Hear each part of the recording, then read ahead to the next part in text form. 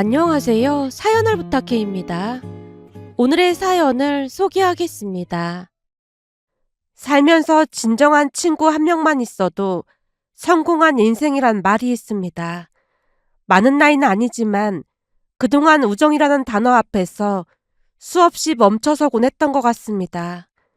학창 시절에는 마치 우정이 세상의 전부인 양 살아왔지만 돌이켜보면 그토록 소중히 여겼던 그 감정으로부터 비롯된 상처가 유독 깊고 아렸으니까요. 제게는 중학교 시절부터 함께해온 두 친구, 현주와 수빈이가 있습니다. 어떤 계기로 우리가 가까워졌는지 또렷이 기억나진 않지만 사람들은 우리를 삼총사라 불렀고 실제로 그 별명이 무색하지 않을 만큼 늘 한몸처럼 붙어 다녔어요. 누군가는 셋이 모이면 필연적으로 틈이 생기기 마련이라고 했지만 우리는 달랐습니다. 서로를 향한 배려가 자연스러웠고 그 덕에 큰 마찰 없이 지냈으니까요. 우리가 스스로를 운명이라는 거창한 단어로 엮어 부를 수 있었던 데는 나름의 이유가 있었는데요. 중학교에서 고등학교로 다시 대학교까지 놀랍게도 세 사람 모두 같은 학교에 진학했거든요. 물론 우리가 사는 지역의 거점 국립대였으니 대수롭지 않게 여길 수도 있겠지만 똑같은 대학, 똑같은 과에 나란히 합격했을 때 그건 분명 우연 이상의 무언가가 있다는 생각이 들었습니다. 혹독한 입시라는 관문을 통과한 뒤 우리의 우정은 한층 더 단단해졌어요. 거의 모든 시간을 함께 보냈고 서로의 일상에 깊숙이 스며들었습니다. 그 사이 각자에게 연인이 생기는 날도 있었지만 워낙 오래 함께 온 사이였기에 별다른 문제가 되지 않았어요. 남자친구가 생기면 자연스레 시간을 조율하며 나름의 균형을 유지했으니까요. 그러던 우리 사이에 미세한 금이 가기 시작한 건 예상치 못한 사건이 계기가 되었습니다.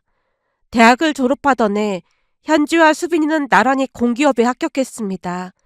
그러나 저는 떨어지고 말았어요.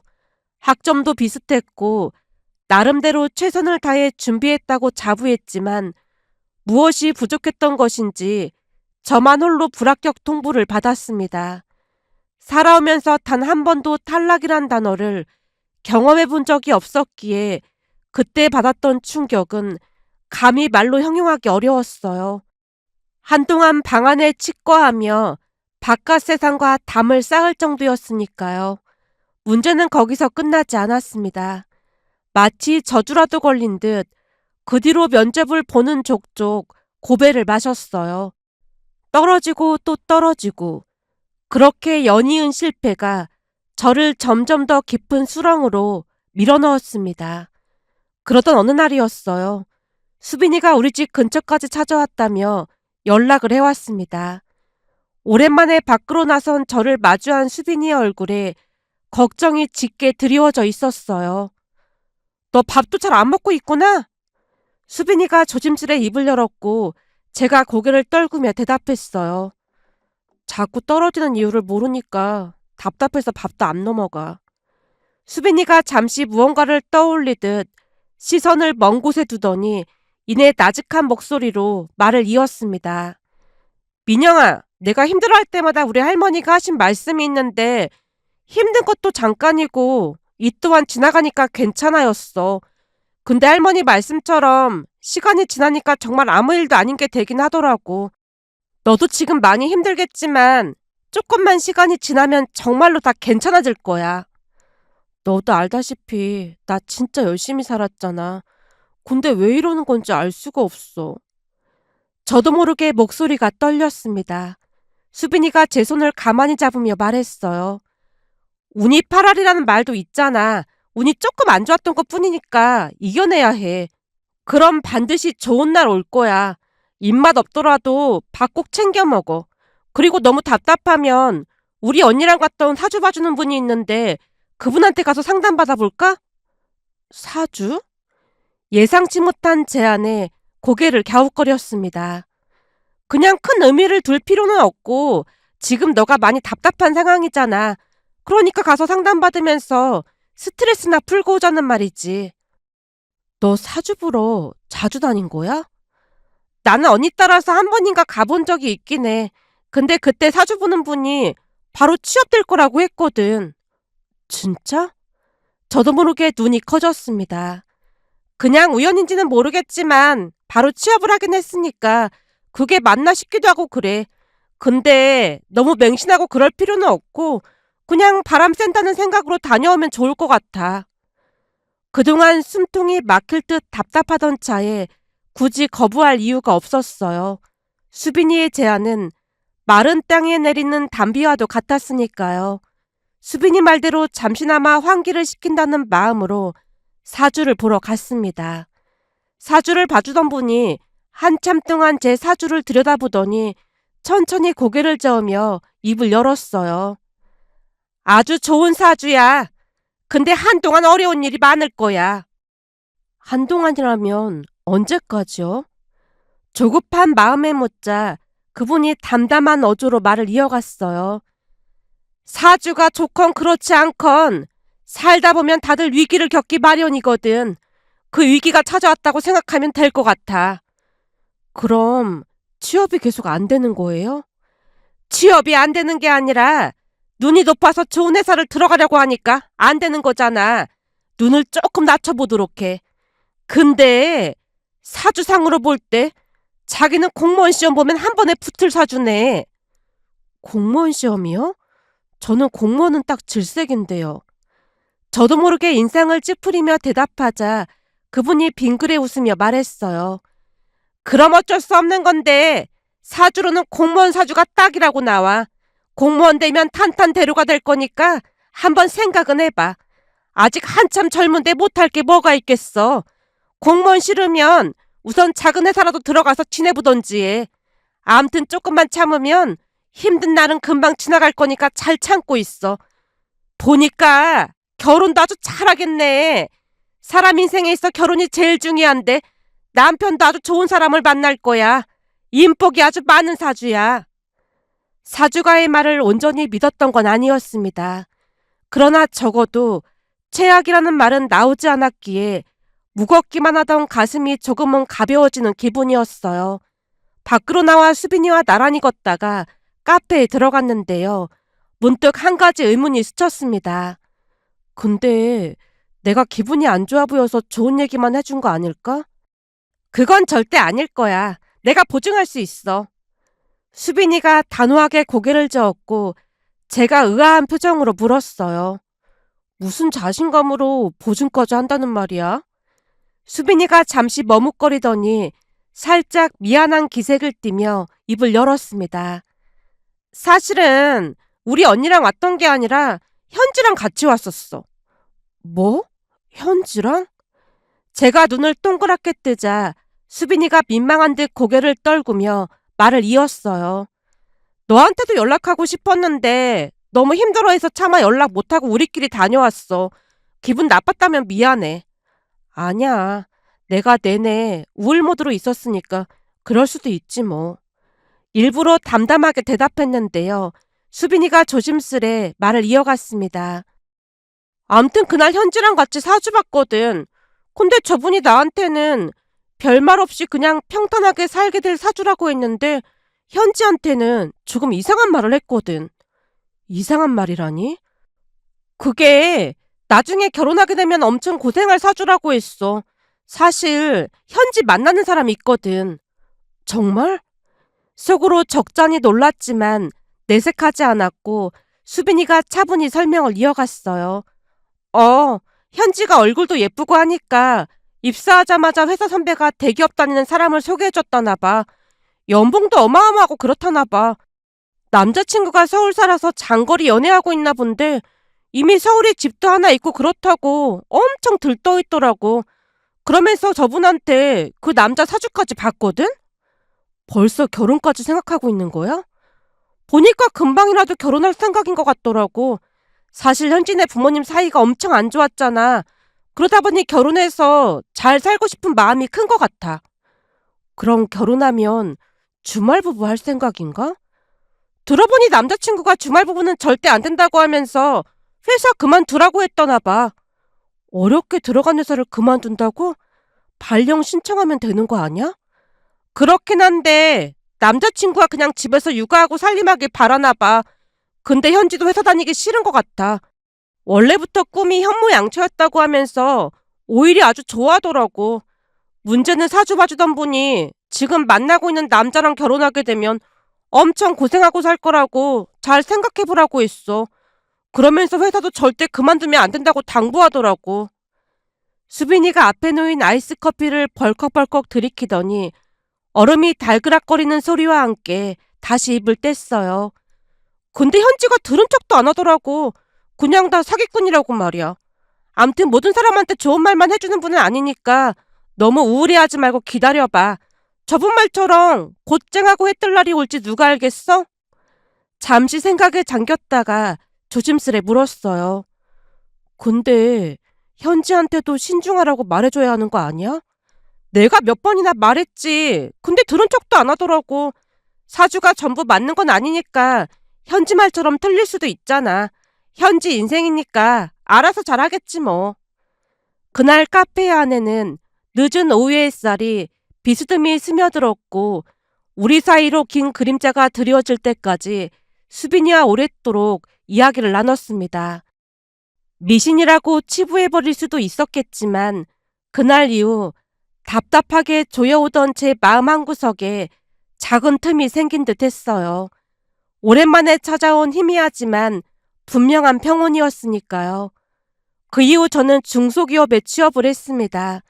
마냥 시간만 흘려보내고 있을 순 없었으니까요. 비록 처음 꿈꿨던 곳은 아니었지만 어딘가에 소속되어 있다는 사실만으로도 마음 한켠이 조금은 단단해지는 기분이었어요. 첫 월급을 받던 날 통장에 찍힌 숫자를 한참이나 들여다봤습니다. 크지 않은 금액이었지만 온전히 제 힘으로 벌어들인 돈이라는 사실에 가슴 깊은 곳에서부터 뿌듯함이 뭉클하게 차올랐어요. 그 기쁨을 나누고 싶어 오랜만에 친구들을 만났습니다. 나 첫 월급 탔으니까 오늘은 내가 밥 살게. 제가 의기양양하게 선언하듯 말하자 수빈이가 두 눈을 반짝이며 환호했어요. 진짜? 그럼 나 오늘 맛있는 거 먹는다. 당연하지. 먹고 싶은 거 있으면 시켜. 수빈이가 신이 나서 메뉴판을 이리저리 넘기고 있을 때였습니다. 줄곧 묵묵히 앉아있던 현지가 불쑥 입을 열었는데요. 그 한마디가 훈훈하던 분위기를 단숨에 얼어붙게 만들었다고 해야 할까요?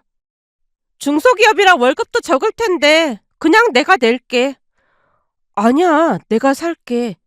제가 황급히 손을 내저었습니다. 그러나 현지는 거기서 멈추지 않았어요. 오히려 더 기막힌 말을 꺼냈거든요. 기분 나쁘게 생각하지 말고 그냥 새겨들어. 이런 경우에는 자격지심 같은 게 생길 수도 있다고 하던데 우리 사이에 그럴 필요 뭐가 있겠어. 그냥 내가 살 테니까 앞으로 넌 밥 산다 만다 그런 얘기 꺼내지도 마. 쥐꼬리만한 월급 받아서 적금이나 할 수 있겠냐? 아무리 오래 알고 지낸 사이라고 해도 분명 넘지 말아야 할 선이 있다고 했던가요. 그 선을 훌쩍 넘어버린 현지의 말에 아무런 대꾸도 할 수 없었습니다. 얼굴이 화끈거렸고 목 언저리가 바짝 타들어가는 것만 같았어요. 그 순간 수빈이가 급히 대화에 끼어들었습니다. 현지야, 넌 무슨 말을 그렇게 하냐? 내가 뭘 잘못했다고 그래. 현지가 태연하게 대받아쳤지만 수빈이의 목소리에 날이 서기 시작했어요. 민영이가 첫 월급 타서 밥 산다고 하면 그냥 기분 좋게 먹으면 되잖아. 근데 월급을 쥐꼬리만큼 받는다 그런 말을 뭐하러 하냐고. 내가 없는 사실을 말한 것도 아니잖아. 먼저 취업한 선배로서 조언한 거니까 잘 새겨들어. 선배라는 그 단어가 귓가에 낯설게 맴돌았습니다. 그동안 우리는 같은 학교, 같은 교실, 같은 자리에서 함께 해왔기에 서열 같은 건 존재하지 않았어요. 그런데 제가 중소기업에 발을 들여놓은 그 순간부터 현지는 자신이 저보다 한 단계 위에 서 있다고 여기는 듯 했습니다. 어쩌면 그때부터 이미 무언가가 조금씩, 그러나 분명하게 달라지고 있었는지도 모르겠습니다. 그것이 오랫동안 숨겨왔던 현지의 본심이 드러난 것인지 아니면 거친 세상을 살아가며 그녀 자신도 모르게 변해버린 것인지는 알 수 없었어요. 다만 우리 사이에 드리워진 균열이 그날 이후로 점점 더 깊어지기 시작했다는 사실만은 분명했다고 해야 할까요? 얼마 뒤 현지는 만나던 사람과 결혼식을 올렸습니다. 남편이란 사람은 이름만 대면 누구나 고개를 끄덕일 만한 대기업에 다니고 있었고, 현지는 그 사실을 마치 자신에게 주어진 훈장처럼 여기는 듯 했어요. 만날 때마다 남편의 연봉이 얼마인지, 최근에 어떤 차로 바꿨는지, 아파트 인테리어에 어마어마한 비용을 들였다는 이야기가 끊이질 않았거든요. 그럼에도 저는 내색하지 않으려 애썼습니다. 친한 친구가 어렵게 사는 것보다 잘 사는 편이 훨씬 낫다고 스스로를 다독이면서 현지가 자랑을 늘어놓을 때마다 고개를 끄덕여줬고 적당한 추임새를 넣어주곤 했으니까요. 그렇게 현지는 남부럽지 않은 결혼 생활을 이어갔고, 수빈이는 공기업에서 묵묵히 제 자리를 지키며 평범한 나날을 보내고 있었습니다. 그러던 어느 날은 엄마가 조심스레 말을 꺼냈습니다. 민영아, 공무원 시험 보는 게 어떨까? 갑자기 공무원 시험을? 엄마 친구 중에 교사 생활을 꽤 오래 한 친구가 있다고 했잖아. 난 그 친구가 참 부럽더라. 보니까 여자든 남자든 회사를 오래 다닐 수 있는 게 참 좋은 것 같더라고. 아직 젊은데 도전해 볼 만하지 않겠어? 잠시 멍하니 엄마의 얼굴을 바라보다가 저도 모르게 혼잣말처럼 중얼거렸습니다. 참 신기하네. 신기하다니? 뭐가 신기해? 아니, 전에 수빈이랑 사주 보러 갔을 때 그 사주 봐주는 분이 나보고 공무원 시험 보면 한 번에 합격할 거라고 했거든. 근데 엄마가 공무원 얘기 꺼내서 깜짝 놀랐어. 엄마의 눈이 휘둥그레졌습니다. 그게 정말이야? 진짜 그렇게 말했어? 공무원이 나한테 맞다고 하긴 했어. 그거 참 신기하네. 이렇게 된 김에 공무원 시험 봐보자. 그게 쉬운 일이 아닐 텐데 할 수 있을지 모르겠네. 자신 없는 목소리로 대답하자 엄마가 다정하게 그러나 단호한 어조로 말했어요. 예전부터 성실하면 김민영이었잖아. 그러니 분명히 해낼 거야. 엄마 아빠가 뒷바라지 해줄 테니까 도전해보자. 엄마의 따스한 격려가 흔들리던 마음에 닻을 내려주었다고 해야 할까요? 그렇게 저는 공무원 시험에 도전하기로 결심했습니다. 며칠 뒤 수빈이를 만나 그 이야기를 꺼냈어요. 그때 그 사주 보는 분 말이 맞나 봐. 그게 무슨 소리야?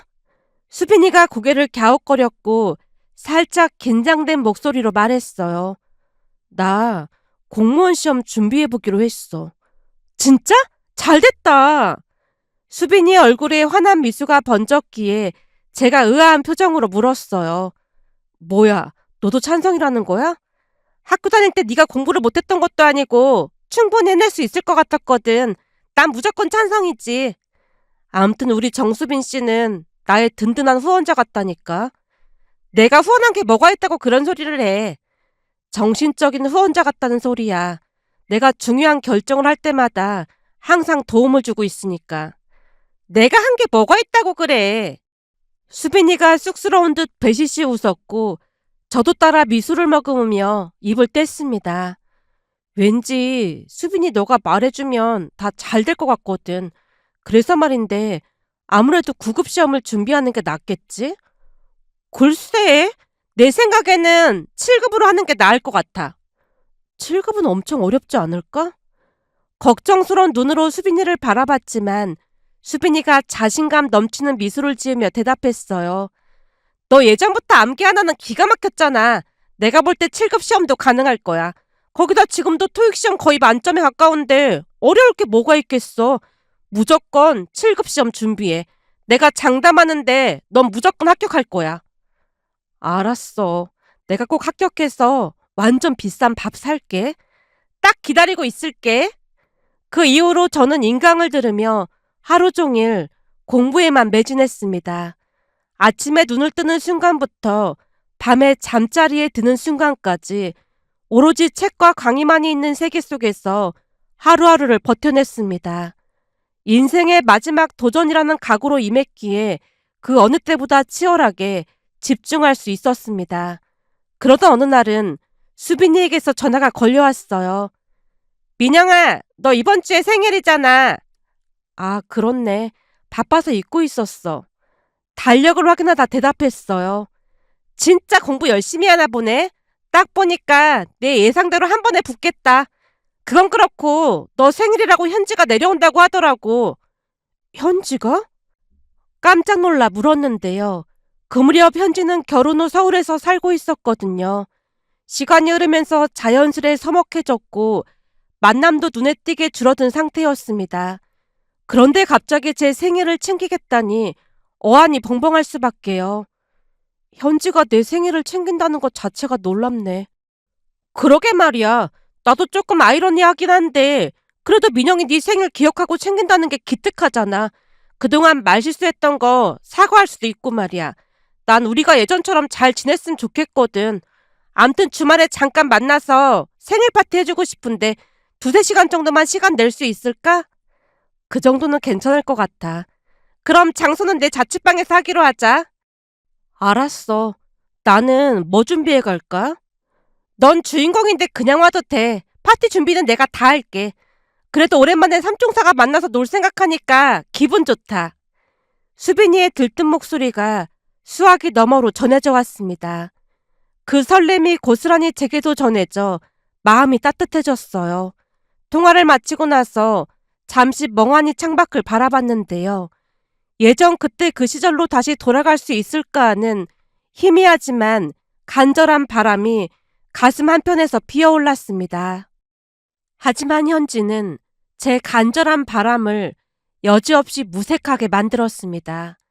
수빈이의 자취방에 모여 케이크에 꽂힌 초를 끄고 달콤한 생크림을 한 입 떠먹던 순간이었어요. 들뜬 표정으로 분위기를 이끌던 수빈이와는 사뭇 다르게 현지가 느닷없이 기막힌 말을 꺼냈습니다. 민영아, 괜히 헛된 꿈 꾸지 말고 그냥 구급으로 해. 포크를 든 손을 멈춘 채 삼키지 못한 케이크가 목에 걸린 듯 했어요. 그 순간 수빈이가 벌떡 일어나며 소리쳤습니다. 넌 꼭 그런 식으로 말해야 속이 시원하냐? 네가 민영이 보호자도 아니고 중간에서 왜 그렇게 버럭하는 거야? 현지가 퉁명스럽게 받아쳤지만 수빈이도 물러서지 않았습니다. 내가 왜 보호자가 아니야? 같이 한 세월이 얼만데 보호자나 마찬가지지. 난 네가 먼저 민영이 생일 챙겨주자고 하길래 그동안 했던 말들 사과하고 다시 예전처럼 지내게 될 줄 알았는데 너 진짜 너무 못됐다. 우리가 하루 이틀 친구도 아니고 굳이 그렇게 말해야 하는 거야? 적어도 우리만큼은 민영이를 응원해줄 수도 있는 거잖아. 수빈이의 목소리가 점점 떨리기 시작했어요. 그 진심 어린 호소에 어느새 제 눈가도 금세 촉촉해졌습니다. 그제야 현지의 얼굴에 당혹함이 스쳤고 서둘러 사과의 말을 꺼냈어요. 아니, 난 민영이가 걱정돼서 그런 거야. 기분 나빴다면 정말 미안해. 수빈이가 고개를 떨구며 나직이 말을 이었습니다. 하다가 잘 안 되면 그때 가서 다시 생각해보면 되는 거잖아. 예전부터 우리 셋 그렇게 우정을 쌓아왔잖아. 난 그 마음이 평생토록 변하지 않았으면 좋겠어.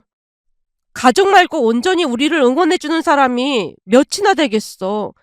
적어도 우리는 서로 헐뜯고 시기하지 말자. 그러기엔 우리가 함께 온 시간이 너무 안타깝잖아. 우리는 평생 서로 챙겨주고 마음을 나누는 친구가 되자. 제발 부탁할게. 결국 수빈이의 눈에서 눈물이 뚝뚝 떨어지고 말았어요. 저 또한 수빈이와 똑같은 마음이었기에 참으려 했던 눈물이 볼을 타고 흘러내렸습니다. 그 모습을 마주한 현지도 비로소 진심으로 사과를 했고 우리는 그동안 쌓여왔던 서운함을 깨끗이 씻어내기로 약속했어요. 그렇게 계절이 바뀌고 또 바뀌었습니다. 그리고 마침내 7급 공무원 시험에 합격했어요.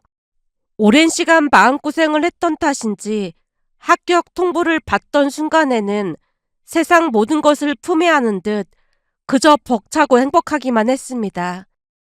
오랜만에 현지 수빈이와 함께 모여 기쁨을 나눴어요. 그 자리에서 우리는 예전의 삼총사로 돌아간 것만 같았어요. 그 뒤로도 시간은 쉼없이 흘러갔습니다. 수빈이는 같은 직장 선배와 결혼식을 올렸고 현지는 아이를 낳아 돌잔치까지 했어요. 친구들의 중요한 순간마다 곁에서 함께하며 행복을 나눌 수 있었습니다. 그리고 얼마 뒤 저 또한 지금의 남편을 만나게 되었어요. 꿈결처럼 아름다운 하루하루가 이어졌고 마침내 결혼을 앞두게 되었습니다. 하지만 친구들에게 청첩장을 건네던 날 현지의 본성 자체에 어쩌면 근본적인 문제가 있는 것은 아닐까 하는 생각이 들었는데요. 그녀가 또다시 낯선 모습을 드러냈거든요. 청첩장을 받아든 현지가 대뜸 물었습니다. 행정고시 출신이라 결혼식장에 하객 많겠네? 그럴 것 같다고 하긴 했는데 행정고시 출신이라서가 아니라 성격이 좋아서 원래 친구도 많고 그런가 봐. 근데 너도 공무원이고 예비 신랑도 공무원이면 힘들지 않을까? 그렇게 힘들 것도 없을 것 같아. 건우 씨가 성실해서 이곳에 아파트 하나 사놨더라고. 여기는 서울도 아닌데 그것도 없으면 문제가 있는 거지. 다만 공무원 월급이 얼마 안 되는 것 같길래 걱정돼서 하는 말이야. 둘이 같이 벌면 크게 힘들 것도 없을 것 같아. 그냥 우리 남편처럼 글로벌 대기업 다니는 사람 만나지 그랬어. 난 지금도 행복해. 제가 웃으며 가볍게 넘기자 현지가 다시 캐물었어요. 그럼 예비시댁은 어때? 예비시댁도 이 지역 분들인데 오랫동안 농사 짓고 계시더라고. 농사꾼이라고? 현지의 눈이 휘둥그레졌지만 담담하게 대답했어요. 몇 번 만나 뵀는데 엄청 좋은 분들이야. 농사 짓는 분들 보면 제사도 많고 그러던데 제사도 있겠네? 건우 씨가 장남이고 제사도 있더라고. 뭐? 장남이야? 현지가 화들짝 놀라 외쳤습니다. 그 순간 수빈이가 대수롭지 않다는 듯 끼어들었어요. 요즘에 외동인 사람도 많던데 그게 무슨 상관이라고 그래. 보나마나 제사 때문에 사달이 날까봐 그렇지. 우리 언니가 장남인 형부랑 결혼했다가 지금 쌩고생하고 있잖아. 매년 어찌나 전을 붙였는지 우리 언니는 전이라고 하면 질색팔색한다니까. 그러니 제사 지내는 집 남자랑 절대 결혼하면 안 돼. 우리 시댁은 제사도 없고 얼마나 편한지 모른다니까. 현지가 열을 올리며 쏟아냈고 수빈이가 차분하게 받아쳤어요. 다 그런 거 아니야. 우리 시댁도 제사 지내는데 크게 문제될 거 없는 걸 뭐. 그거야 넌 맏며느리가 아니니까 그렇지. 현지가 단호하게 반박했습니다. 그러나 수빈이는 여전히 나직하고 침착한 목소리로 대꾸했어요. 우리 형님은 제사 참석 안 하는 경우가 많아. 우리 둘 다 맞벌이 하다 보니 시어머님이 바쁘면 굳이 참석하지 말라고 하시거든. 그건 니네 시어머니가 특이한 거지. 대부분 맏며느리들은 제사 때나 명절 때 내내 전 부치고 음식해야 한다니까. 그래도 난 괜찮으니까 걱정하지 마. 건우 씨가 잘 도와줄 거야. 부드럽게 웃으며 대꾸하자 현지가 길게 한숨을 내쉬며 의미심장한 말을 흘렸어요. 화장실 갈 때 마음하고 나올 때 마음 다르다고. 결혼해봐라. 완전 달라지지. 바로 그때 수빈이가 무심한 듯 툭 던진 한마디가 현지의 전곡을 찔렀다고 해야 할까요? 왜? 니네 남편은 완전 달라졌나 봐. 아니거든. 우리 남편 완전 좋거든. 현지의 얼굴이 순식간에 시뻘겋게 달아올랐어요. 현지가 애써 아닌 척했지만 그 안에 담긴 동요를 숨기기에는 역부족이었습니다. 그 이후로 현지는 내내 불편한 기색을 감추지 못한 채 어색하게 앉아있다가 서둘러 자리를 떴습니다. 뒷모습이 어딘가 쓸쓸해 보였지만 그저 묵묵히 바라볼 수밖에 없었어요. 얼마 뒤 모두의 축복 속에서 결혼식을 올렸습니다. 시부모님 두 분과 도련님 모두 마음씨가 고운 분들이라 서로를 배려하며 평온한 나날을 보낼 수 있었어요. 수빈이가 말했던 것처럼 제사에 참석하라거나 강요하는 일은 단 한 번도 없었고 오히려 바쁘면 내려오지 말라는 말씀만 건네실 뿐이었습니다. 물론 일이 겹쳐 제사에 참석하지 못하는 날도 있었지만 시간이 허락될 때면 기꺼이 시댁을 찾았어요. 다 함께 음식을 준비하고 도란도란 이야기꽃을 피우는 그 시간이 진심으로 즐겁기만 했습니다. 제사 음식도 거창하게 차리는 편이 아니었어요. 가족이 둘러앉아 먹을 만큼만 정성스레 준비했고 다 함께 맛있게 나눠 먹으며 웃고 떠드는 것이 우리 가족의 방식이었어요. 그렇게 시간이 흘러갔습니다. 어느 날은 기쁜 소식을 전하기 위해 친구들을 만나러 나갔습니다. 뱃속에 새 생명이 자라고 있다는 사실을 오랜 벗들에게 직접 알리고 싶었거든요. 그런데 약속 장소에 도착하니 수빈이 혼자 앉아있는 게 아니겠어요? 현지는 아직 안 온 거야? 현지는 오늘 못 나온대. 왜? 어디 아프대? 그게 참나 어이가 없어서 웃음밖에 안 나오네. 수빈이가 갑자기 픽 하고 웃음을 터뜨렸습니다. 영문을 몰라 눈만 껌뻑이다 물었어요. 왜? 무슨 일인데 그래? 너 현지 얘기 전혀 못 들었지? 현지 얘기라니? 오늘 갑자기 현지한테 전화가 왔는데 기막힌 소리를 하더라고. 현지가 뭐라고 했는데 그래? 웃으면 안 되는데 자꾸 예전 일들이 떠올라서 웃음이 나네. 현지가 전에 너한테 평생 전 부치면서 고생할 거라고 비웃었잖아. 그건 그냥 한 귀로 듣고 흘려버렸는 걸 뭐. 그때는 나도 그랬거든. 근데 아까 들어보니 현지 남편이 회사에서 사고를 치고 그만둔 모양이야. 뭐? 회사를 그만뒀다고? 수빈이가 고개를 끄덕이며 설명을 이어갔어요. 오, 그냥 넘길 만한 그런 일이 아니었나 봐. 꽤 큰 사고라 책임지고 그만둔 모양이야. 그게 벌써 몇 달 전 일이라고 하더라니까? 진짜? 근데 문제는 회사 그만두고 주식 전업 투자자 한다고 돈도 엄청 날렸대. 그래서 현진의 시어머니가 두 팔 걷어붙이고 나선 모양이야. 현진의 시어머니가 나서다니. 수빈이가 잠시 숨을 고르더니 뜻밖의 이야기를 꺼냈어요. 현진의 시어머니의 과거를 현지도 처음 들은 모양인데 알고 봤더니 현진의 시어머니가 시장에서 전을 붙여서 팔았던 모양이야. 전을 붙여서 팔다니? 말 그대로야. 김치전, 깻잎전 그런 전들을 팔아서 돈을 많이 번 모양이야. TV에도 나온 적이 있었대. 근데 먹고 살만하니까 다 접었다는데 현지 남편이 돈도 많이 날려먹고 그러다 보니까 고향 내려가서 다시 전을 붙이자고 한 모양이야. 벌써 이사까지 하고 하루 종일 전만 붙인다고 하더라고. 우리한테는 차마 말도 못 꺼냈다고 하는 거 있지. 진짜? 그렇다니까. 진짜 하루 종일 전만 붙여서 허리가 끊어질 정도래. 그러면서 너한테 미안하다는 말도 하더라. 나한테 미안하다니? 예전에 너한테 평생 전 붙여야 한다고 했던 말 때문에 자기가 벌 받는 것 같다고 하면서 눈물까지 흘리더라고. 진짜 황당하다. 잠시 아무 말도 할 수가 없었습니다. 수빈이가 씁쓸한 웃음을 흘리며 덧붙였어요. 그러니까 말이야. 그래서 말이 씨가 된다는 말이 있나 봐. 진짜로 말 함부로 하면 안 되겠더라. 암튼 시간 날 때 한번 놀러 오래. 많이 외롭고 그런 모양이야. 수빈이의 말을 듣는 내내 귀를 의심할 수밖에 없었습니다. 다른 사람도 아니고 현지가 그런 처지에 놓이게 될 줄은 정말이지 상상조차 해본 적이 없었으니까요. 얼마 뒤 수빈이와 함께 현진의 가게를 찾았습니다. 시장 한켠에 자리 잡은 작은 가게 안은 기름 냄새와 연기가 자욱하게 퍼져 있었어요. 그리고 그 연기 사이로 보인 현지의 얼굴은 차마 제대로 마주하기 어려울 정도였습니다. 그새 얼마나 고된 시간을 보냈는지 얼굴이 말이 아니었어요.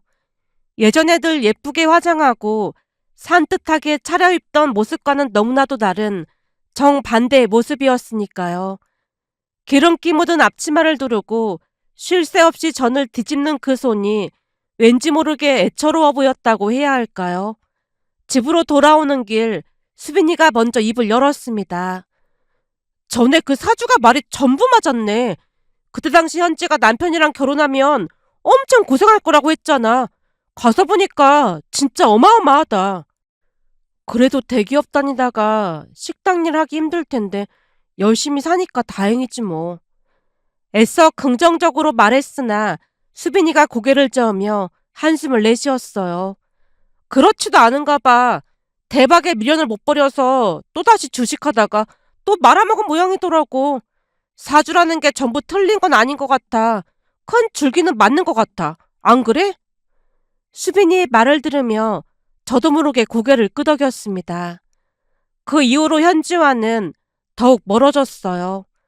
그러던 어느 날은 정말 오랜만에 현지에게서 전화가 걸려왔습니다. 화면에 뜬 이름을 보는 순간 심장이 덜컥 내려앉는 듯 했어요. 얼마만인지 헤아리기조차 어려운 시간이 흘러 있었으니까요. 잠시 망설이다 전화를 받았습니다. 민영아, 잘 지내지? 오래전과 똑같은 목소리였지만 그 안에 담긴 무게는 사뭇 달랐어요. 예전에 자신만만하던 기세는 온데간데 없이 사라지고 어딘가 지쳐있는 사람 특유의 축 처진 어조가 느껴졌습니다. 난 잘 지내고 있어. 너도 잘 지내지? 난 그냥 죽지 못해 살고 있지 뭐. 요즘은 그동안 내가 했던 말 때문에 벌을 받고 있다는 생각마저 들어. 그래서 너한테 전화했어. 괜찮아. 난 예전 일 다 잊었으니까 신경 쓰지 마.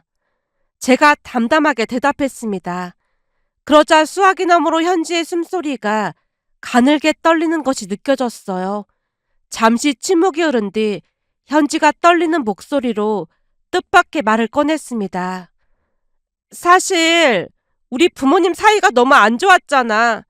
그러다 보니 화목한 너네 집이 부러워서 나도 모르게 너한테 못되게 굴었던 것 같아. 고등학교 때 밥 먹으러 갔던 식당에서 너네 부모님 뵌 적 있잖아. 그날 너네 부모님 모습 보면서 너무너무 부럽고 그랬어. 그날 우리 아빠가 계산해 주신 거 말하는 거야? 희미한 기억을 떠올리며 물었습니다. 아니, 그날 너네 부모님이 하셨던 말 기억 안 나지? 글쎄, 난 기억 안 나는데. 우리 부모님이 뭐라고 하셨는데. 식사하던 중에 너네 아버지가 국물을 흘리니까 어머니가 닦아주시면서 그러셨어. 당신은 나 없으면 어떻게 살래? 그랬더니 너네 아버지가 엄청 큰 목소리로 당신이 없는데 내가 왜 살아? 그러셨잖아. 그때 그 모습이 너무 부러워서 너한테 심통부렸던 것 같아. 정말 미안해. 현지의 말에 까맣게 잊고 있던 그날의 기억이 파편처럼 떠올랐습니다.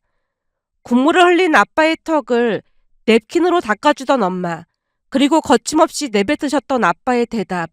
그 말을 듣고 음식을 세팅해주던 식당 사장님이 엄마야 라며 감탄사를 터뜨렸던 것까지 아련하게 스쳐 지나갔어요.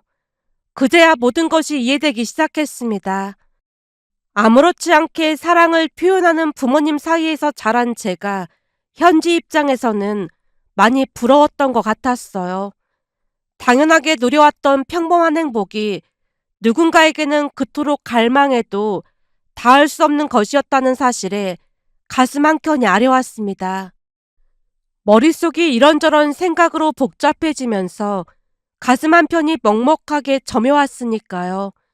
순간 원망보다 안타까움이 더 크게 밀려들었습니다. 그 이후 저는 현지의 마음을 헤아리려 애썼습니다. 먼저 연락을 건네기도 하고 안부를 묻기도 했어요. 예전처럼 돌아갈 수는 없더라도 적어도 서로의 안녕을 빌어줄 수 있는 사이로 남고 싶었으니까요. 하지만 예전에 순수했던 우리 마음은 이미 어딘가로 사라져버린 것일까요? 시간이 흐를수록 현지가 우리를 피하고 있다는 것을 느낄 수 있었습니다.